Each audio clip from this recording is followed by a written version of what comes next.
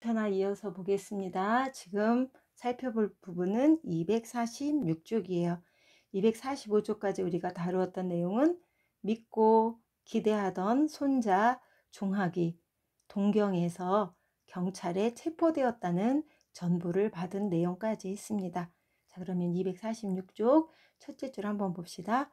윤직원 영감은 마치 묵직한 몽둥이로 뒤통수를 얻어맞은 양 정신이 멍해서 완전 충격 그 자체죠.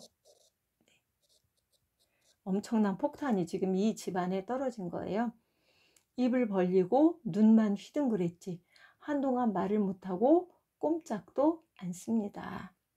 여기까지 끊어서 종학이 잡혔다는 소식을 들었어요. 피검은 체포됐다는 얘기예요. 충격이 이루 말할 수 없는 상황이죠. 그러다가 이윽고 으르렁거리면서 잔뜩 쪽을 들이고 앉습니다. 그림 너무 잘 그렸어요. 그죠? 캐릭터에 딱 맞아요. 그거 웬 소리냐? 응? 응? 그거 웬 소리요? 응? 응? 너무 놀라서 같은 말을 반복하네요. 그러자 이게 이제 윤주사의 대답이죠. 아들이 대답합니다. 그놈 동무. 그래서 그놈은 누구예요? 맞아요. 종학이에요. 친전보인가 본데 전보가 돼서 자세히는 모르겠습니다. 전보는 가격이 비싸서 또 길게 쓸 수가 없기 때문에 핵심 내용만 짧게 전하는 거죠. 윤조사는 조끼 주머니에서 간밤에 그 전보를 꺼내 부친한테 올립니다. 윤직원 영감은 채듯 전보를 받아 다급한 마음을 표현했죠.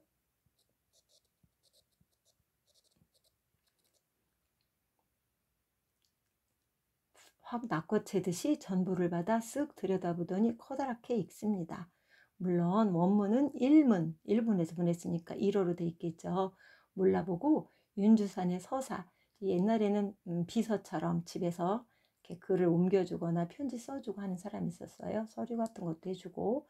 그 민서방이 번역한 그대로죠. 뭐라고 번역했대요? 종학, 사상관계로 경시청에 피검은 붙잡힘 그런 뜻입니다. 여기서 중요한 건 사상관계죠. 이 당시에 사상관계는 한 가지뿐이에요.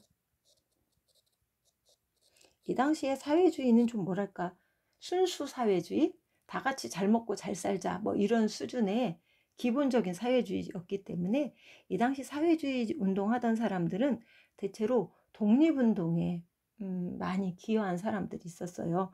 그런데 이 윤직원 영감은 일제시대를 태평시대라고 태평천하라고 알고 있는 사람이잖아요. 근데 독립운동을 하는 사회주의자들하고 같이 윤직원 영감으로서는 도저히 받아들일 수 없는 현실인 거죠. 이게 무슨 소리다냐? 그러니까 또 이제 윤주사가 대답하죠. 종학이가 사상관계로 경시청에 붙잡혔다는 뜻일 테지요. 붙잡히는 게 피검이라는 뜻이죠.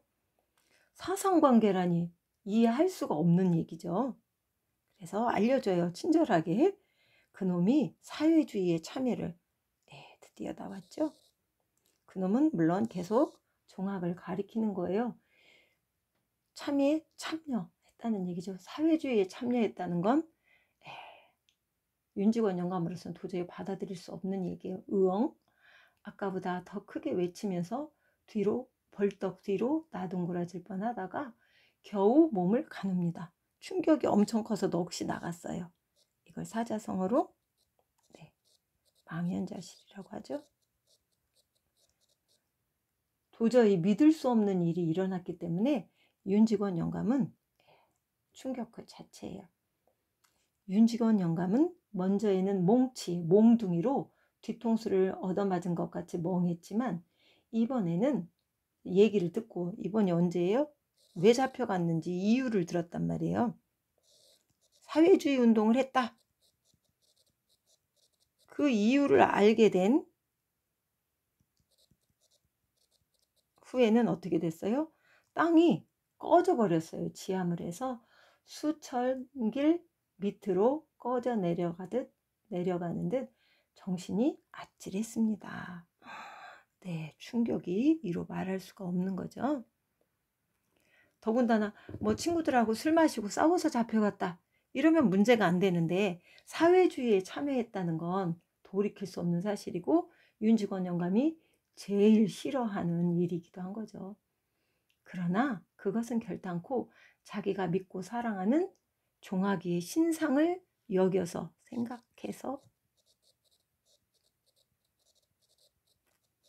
그런 게 아니라는 거예요. 세상에, 손자를 걱정하는 게 아니라 이 사람은 어떤 사람이에요? 네, 이기적이고 부도덕한 사람이잖아요. 그러니까 손자를 걱정하는 게 아니라 이 일로 우리 집 재산을 말아먹는다든지 아니면 자기 소원을 이루지 못한다든지 이런 것 때문에 화를 내는 거예요. 그러니 그의 캐릭터가 어떤지 알만하죠?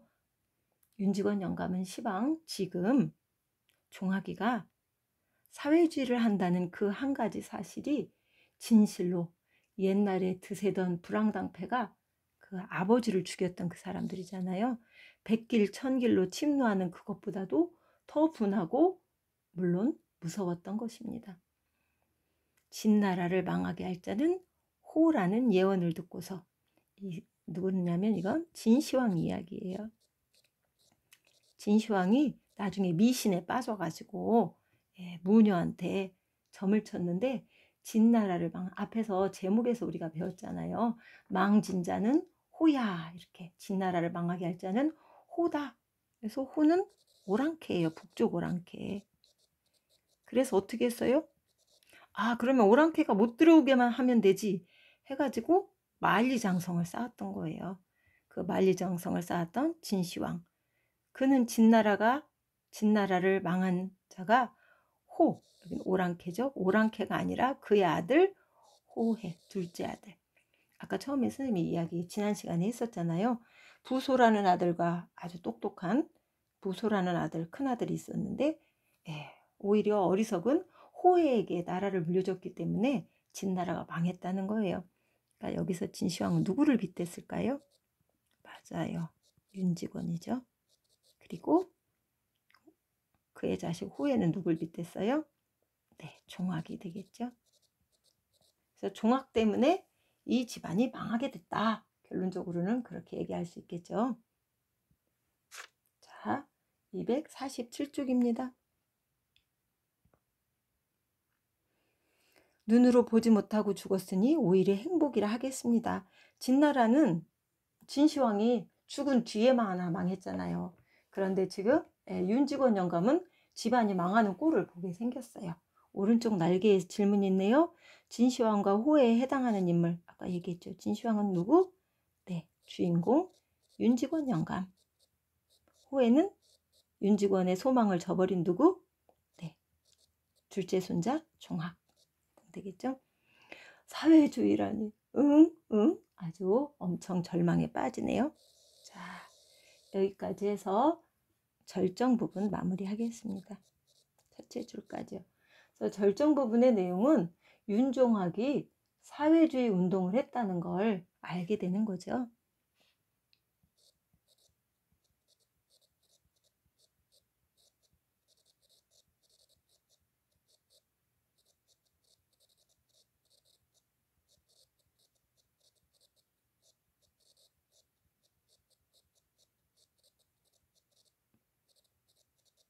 그래서 우리의 주인공 윤직원 영감은 화가 머리 끝까지 났습니다. 결말 부분 내려갈게요. 사회주의라니 속이 터지네요. 윤직원 영감은 사무 사람을 아무나 하나 잡아먹을 듯. 윤직원 영감의 태도가 굉장히 공격적이고 포악하죠. 사납습니다. 포악한. 집이 떠나게 큰 소리로 포효 부르짖습니다. 그놈이 사회주의를 하다니. 소리를 버럭버럭 질러야죠. 그게 참말이냐? 참말이요? 믿어지지가 않는다는 얘기죠. 생각나는 속담 없어요? 믿을 수 없는 일이 배신당했어요. 믿는 도끼에 어떻게 됐죠? 네, 발등이 찍혔죠. 이런 속담이 생각나네요. 하긴 그놈이 작년 여름방학에 나왔을 때부터 그런 기미 어떤 기미? 네, 사회주의를 할 것 같은 배긴 했어요. 누가 하는 말일까요? 네, 이건 윤주사가 아들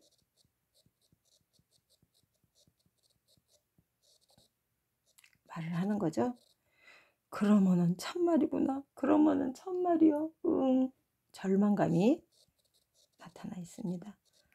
아, 내 소원은 다 끝났구나. 윤직원 영감은 이마로 얼굴로 땀이 방울방울 배어오릅니다. 그런 쳐 죽일 놈이 깎아 죽여도 정말 너무 심하게 말하죠. 이 작품 속에서는 이런 비속어가 자주 나와요. 인물을 희화화하는데 적절하죠.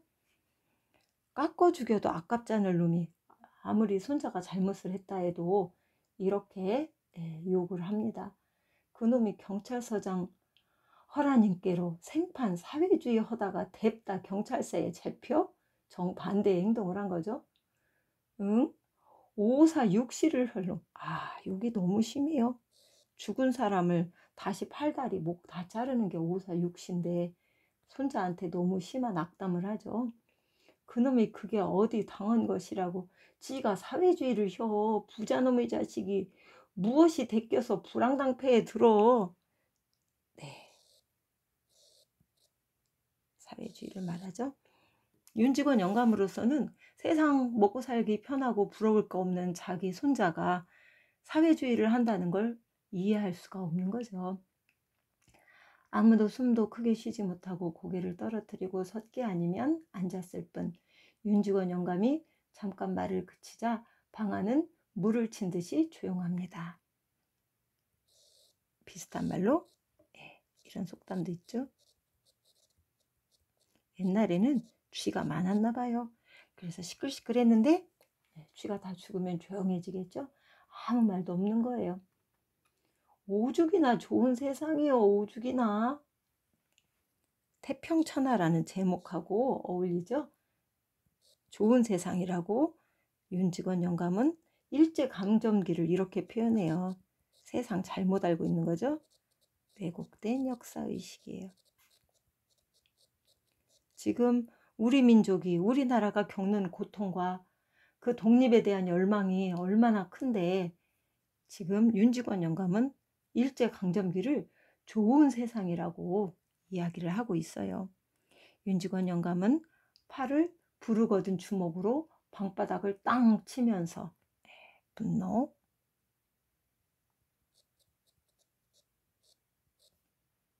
성난 황소가 영각을 하들 성난 황소가 부르짖는 것처럼 고함을 지릅니다. 그러면서 그는 뭐라고 말하는지 볼까요?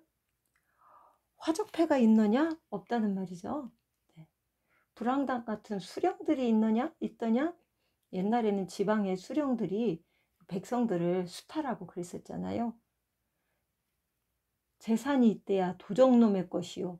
목숨은 파리 목숨 같던 말세는 다 지나가고 화적패가 있고 불황당 같은 수령이 있고 재산은 도적놈이 뺏어가고 목숨은 다 파리 같았던 시대.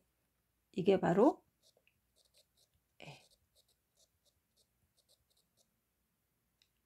윤직원 영감은 부한말을 이렇게 생각하고 있는 거예요.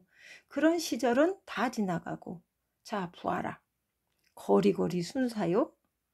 골목마다 공명한 정사. 아주 올바른 정치. 오죽이나 좋은 세상이요. 거리에 순사가 많은 건 사실은 치안을 위해서가 아니라 독립운동하는 사람들 잡아가고 또 서민들을 수탈하는 그 일본 헌병이나 경찰들의 모습인데 이 사람은 이걸 치안을 위해서 좋다고 생각하는 거죠. 남은 수십만 명 동병하여 군사를 일으켜서 이제 일본을 말하는 거예요. 이 사람들이. 우리 조선놈 보호해요 주니. 세상에 보호라니 끔찍하네요. 오죽이나 고마운 세상이요. 말도 안 되는 생각을 가지고 있다는 걸 알 수가 있어요. 지금 자, 앞부분은 구한말이고 여기는 일제강점기예요. 윤직원 영감은 일제강점기를 이렇게 생각하고 있는 거예요. 일본이 우리를 지켜주니 너무나도 좋은 세상이라고, 오죽이나 고마운 세상이냐고 이렇게 표현을 하고 있죠. 여러 번 강조한 것처럼 그는 잘못된 생각을 가지고 있어요. 제거 지니고 앉아서 편안하게 살 태평세상, 태평천하라고 하는 것이요. 태평천하. 사실은 이런 말을 할 때 우리가 독자들은 다 뭐라고요? 이런 미친 땡땡 하면서 태평천하는 가장 못된 세상이지, 오히려 이렇게 반어적 제목을 쓰죠. 그래서 독자들에게 일제강점기가 얼마나 끔찍한 세상이었는지를 다시 한번 생각하게 하는 거예요. 제거 지니고 앉아서 편안하게 살 태평세상, 이걸 태평천하라고 하는 것이요. 태평천하. 윤직원 영감의 가치관을 보여주는 부분, 첫 번째 부분이라고 할 수 있겠죠. 그는 일제강점기를 태평천하라고 해요. 그런데 이런 태평천하에 태어난 부자놈의 자식이, 더군다나 왜 지가 손자 종합을 가리켜요? 떵떵거리고 편안하게 살 것이지 어째서 지가 세상 망쳐놓을 불황당패에 참석을 한단 말이요. 응? 세상 망쳐놓을 불황당패, 사회주의를 가리켜요. 근데 그는 사회주의를, 세상을 망쳐놓을 거라고 이야기하죠. 선생님 앞에서도 말했지만 당대 사회주의자들은 독립운동을 하려고 하는 사람들도 많았거든요. 그래서 그는 사회주의를 이렇게 부정적으로 표현하고 있어요.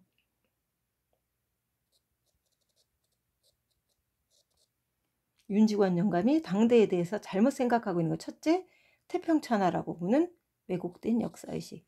둘째, 사회주의가 세상을 망쳐놓을 것이라고 잘못 생각하고 있는 모습을 보는 거죠.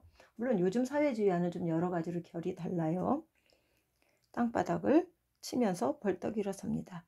그 몸짓이 어떻게도 요란스럽고 괄괄한지 248쪽으로 넘어갈게요. 마지막 쪽입니다. 방금 발광이 되는가 싶습니다. 거의 미쳐서 날뛰는 게 발광이죠.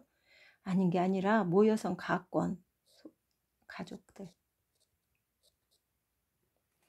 방바닥 치는 소리에도 놀랐지만 이 어른이 혹시 상성이 되지 않는가, 좀 정신이, 성품이 변하는 거죠. 굉장히 놀랐다는 얘기예요. 하는 의구의 빛이 눈에 나타남을 가리지 못합니다. 착착 깎아주길래 여기 그림 너무 잘 그리지 않았어요? 윤직원의 그 이기적이고 독선적이고 부도덕하고 이런 모든 이런 부정적인 모습이 이 얼굴 하나에 완벽하게 드러난 것 같아요. 그림 정말 잘 그렸어요. 자기 손자한테 이렇게 잔인한 비속어를 퍼붓는 거예요. 그만큼 분노가 크죠. 그렇다 하더라도 손자한테 이렇게 욕설을 퍼부어대다니, 그놈을 내가 핀지하여서 편지를 써서 100년 징역을 살리라고 할걸. 100년 동안 감옥살이를 시키겠대요. 100년 징역 살리라고 얼티어. 오냐, 그놈을 삼천석거리는 직분이라는 말은 재산을 나눠주는 거죠. 유산 상속.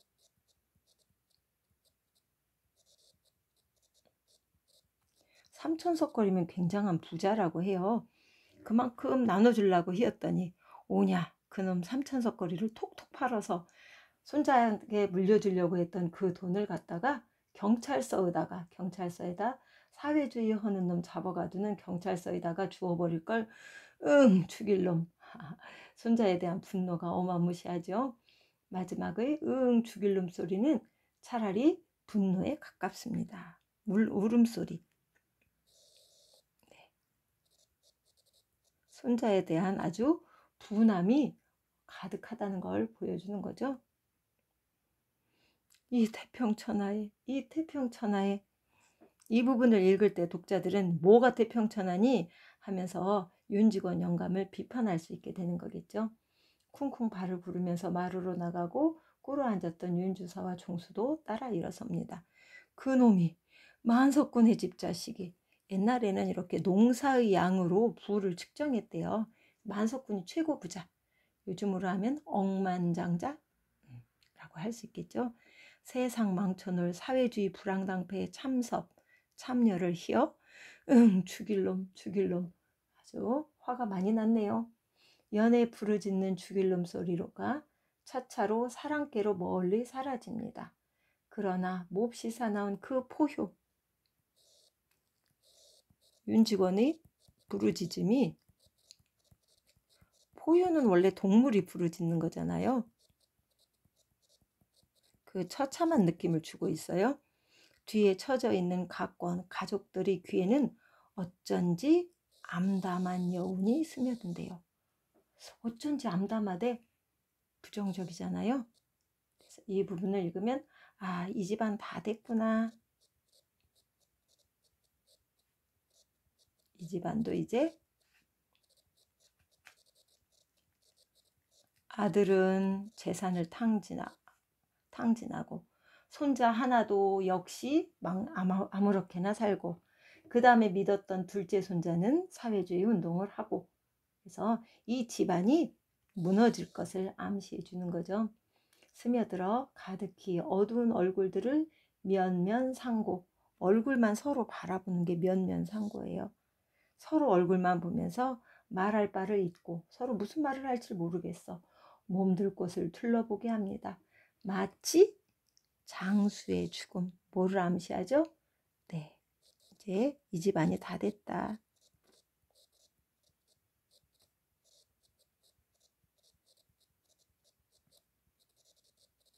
죽음을 만난 군졸들처럼 화가 많이 난 윤직원 영감의 모습과 함께 아, 이 집안도 다 됐구나 하는 걸 보여주는 거죠. 가족들의 불안감도 보이네요. 이렇게 해서 결말까지 공부를 했습니다. 결말은 종학이 사회주의 운동을 했다는 걸 알고 네, 윤직원 영감은 엄청난 분노에 빠지죠. 그리고 가족은 앞으로 뭔 일이 잘 안 되겠구나. 이 집안도 이제 다 됐구나 하는 걸 어렴풋이 느끼게 되는 거죠. 일제강점기 때 한 부정적인 인물 윤직원을 통해서 당대의 여러 가지 사회 모습을 우리가 미루어서 짐작할 수 있겠고 또 이런 잘못된 역사의식 또 가치관을 가진 인물을 풍자 비판하는 작가의 태도도 알 수 있었습니다. 전체적인 정리는 학습지랑 학습활동을 통해서 다시 한번 할게요. 수고 많았습니다.